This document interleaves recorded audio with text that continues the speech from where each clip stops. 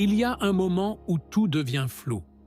Tes prières ne résonnent plus, ton cœur s'éteint doucement, et tu te demandes si Dieu t'a oublié. Tu regardes ta vie et tu ne reconnais plus rien. Des projets inachevés, des promesses brisées et des journées sans direction. Tu dis que tu veux changer, mais chaque jour ressemble au précédent. Ce n'est pas de la malchance, ce n'est pas l'abandon, c'est le désordre, le chaos que tu laisses grandir en toi, dans ton esprit, dans ta maison. Ton cœur est dispersé, ton esprit épuisé, et pourtant tu pries comme si Dieu allait bénir ce chaos. Il ne le fera pas. Parce qu'avant de bénir, il remet de l'ordre. Avant de t'élever, il t'apprend à construire. Et parfois, il te dit simplement « Commence, même si tu ne comprends pas encore ». Bienvenue à Inspiration Divine, une chaîne dédiée à la foi et à la motivation pour t'aider à vivre en paix. Chaque semaine, on découvre comment la parole peut transformer ta réalité. Si tu veux aller plus loin, abonne-toi et active la cloche. Dieu ne construit pas sur des ruines instables. Il agit quand tu décides d'arrêter de fuir, quand tu te tiens debout et dis « Assez ». La foi, ce n'est pas attendre les bras croisés, c'est poser la première pierre. Et peut-être que si rien n'a encore changé, c'est parce que tu veux que Dieu fasse tout pendant que toi, tu refuses de commencer.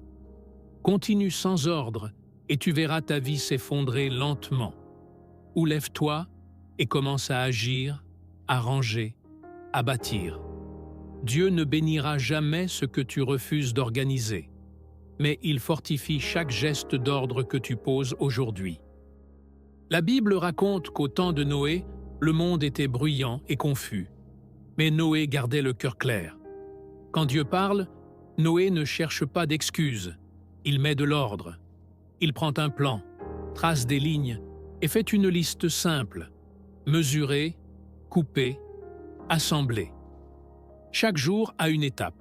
Il prépare ses outils, range le bois par taille, note ce qui manque et reprend où il s'est arrêté.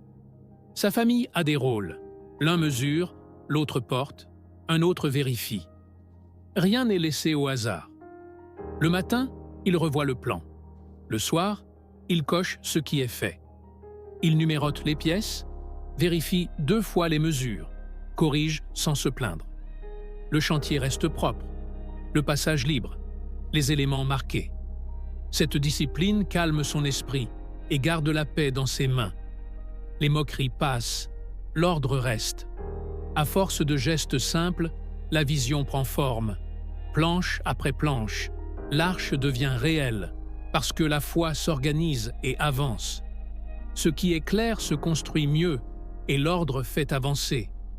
Regarde la force de Noé. Ce n'est pas la vitesse, c'est la méthode. Il avance par petites unités, avec un rythme qu'il peut tenir. Il prévoit du temps pour travailler et du temps pour se reposer. Il protège ses heures, coupe le bruit et garde ses yeux sur la prochaine étape, pas sur tout le chemin. Quand la pluie viendra, rien ne sera improvisé. Les pièces prêtes, l'entrée dégagée, la nourriture rangée, chaque place définie. Voilà comment Dieu bénit. Il donne une parole, et l'homme répond par de l'ordre. Fais comme Noé. Choisis un plan simple, écris 3 tâches pour aujourd'hui. Range ton espace, prépare ce qu'il faut pour demain. Ce n'est pas la taille de ta force qui ouvre les portes, c'est ta manière d'organiser ta foi. Là où il y a de l'ordre, la grâce trouve où s'installer et rester. Maintenant, fais le premier geste.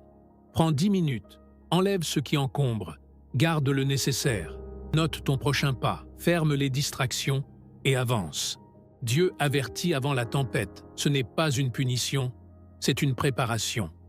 Mets de l'ordre dès aujourd'hui, dans ton cœur, ton esprit, ta maison. Il ne te demande pas de tout réussir, seulement de commencer. Il fera le reste, sois comme Noé. Obéis pendant que le ciel est encore bleu. Si ce message t'aide, abonne-toi, active la cloche et écris en commentaire.